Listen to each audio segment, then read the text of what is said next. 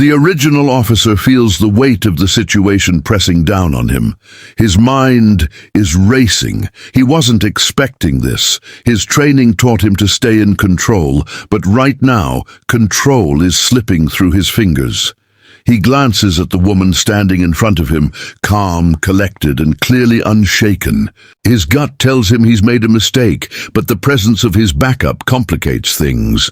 The younger officer is tense, his hand still hovering near his taser, waiting for a cue to act.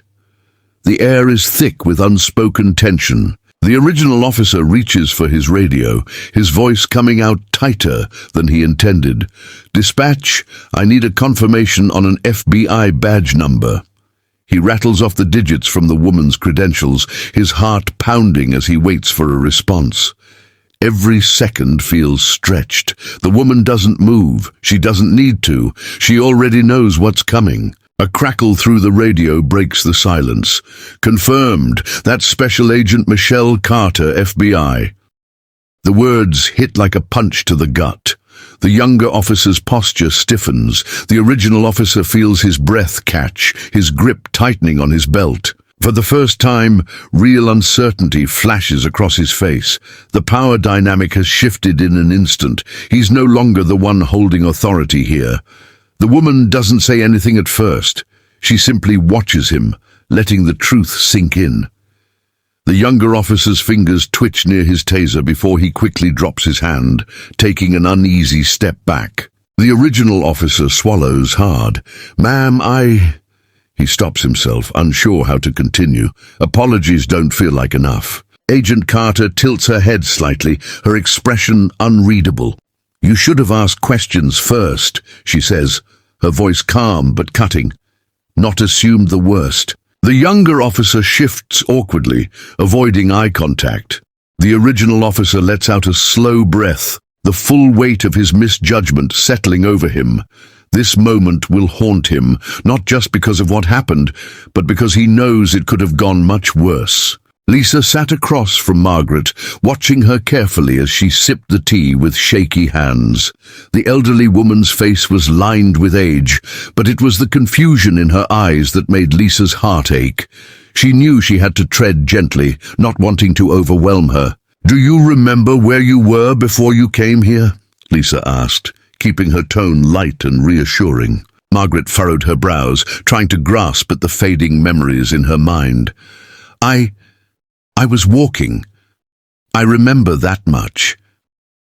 And then, I don't know." She shook her head, frustration flashing across her face. "I don't know why I can't remember." Lisa reached out and placed a comforting hand over Margaret's. "It's okay. We'll figure it out together." Margaret's lips quivered, and for a moment she looked as though she might cry. "I don't even know if someone's looking for me," she whispered. Lisa's heart clenched. She couldn't imagine what it must feel like to not remember where home was or who might be waiting. She had seen stories of elderly people wandering off due to Alzheimer's, and now she was sitting across from someone living that reality. "I can call someone for you," Lisa offered. "Maybe the police? They might have a report of a missing person." Margaret hesitated, then slowly nodded. "That might be good," she admitted. Lisa pulled out her phone, quickly dialing the non-emergency police line. As she spoke to the dispatcher, she kept a reassuring smile on her face for Margaret's sake. The officer on the other end took down the details and promised to check for any missing person reports. In the meantime, Lisa ordered a warm meal for Margaret, knowing she must have been out for hours. As Margaret picked at the plate of food in front of her, Lisa kept her company, asking gentle questions in hopes of triggering a memory. Some answers were vague, some she didn't have at all, but Lisa didn't mind. What mattered was that Margaret wasn't alone. The morning rush at the diner was in full swing. Lisa moved quickly between tables, balancing plates of pancakes and steaming cups of coffee. The bell above the door jingled as new customers entered, but she barely had time to glance up. It wasn't until a hush fell over the front of the diner that she noticed something unusual. A sleek, black luxury car had pulled up outside, its polished surface gleaming under the sunlight. A tall, well-dressed man in an expensive suit stepped out, his movements urgent. His sharp gaze scanned the diner as he entered, his presence demanding attention without a single word. Lisa instinctively straightened up as he walked toward the counter. He looked familiar, but she couldn't quite place him. The man stopped in front of her, his expression filled with emotion. "Are you Lisa?" he asked, his voice deep and steady. She nodded cautiously. "Yes, can I help you?" The man exhaled a breath he seemed to have been holding. "I'm Michael Thompson. My mother, Margaret, was found last night. She has Alzheimer's. The hospital told me you helped her." Lisa's eyes widened, relief washed over her. "She's okay?" Michael nodded, his expression softening. "Thanks to you. If you hadn't stayed with her and called the police, I don't know what would have happened." Lisa smiled, warmth spreading in her chest. She was scared and confused. "I just did what anyone would do." Michael's jaw tightened, as if struggling to contain his emotions. "Not everyone would have taken the time," he said. "Most people would have walked away. But you didn't." Lisa felt a lump in her throat. She hadn't expected anything in return for helping Margaret, but seeing the gratitude in Michael's eyes made it all worth it. "Can I see her?" Lisa asked hesitantly. Michael's expression softened. "She's resting now, but she hasn't stopped talking about the kind girl at the diner. She remembers you." Lisa's heart swelled. She hadn't just helped a lost woman, she had made a difference. Michael sat down at the counter, his gaze steady on Lisa. The hum of conversation and clinking dishes filled the diner. But in that moment, it felt like they were the only two people in the room. He reached into his jacket pocket, pulling out a sleek black wallet. Lisa immediately shook her head. "No," she said firmly, "I don't need money, I didn't do it for that." Michael gave a small smile, tucking the wallet away. "I figured you'd say that." He leaned forward, studying her. "But I don't think you realize what you did. My mother, she doesn't remember much these days, but she remembered you. That means you made her feel safe when everything else was slipping away." Lisa swallowed hard, her hands gripping the edge of the counter. "She's a sweet lady. She just needed someone to be there for her." Michael tilted his head, considering her. "Do you always look out for strangers like that?" Lisa let out a soft chuckle. "I try.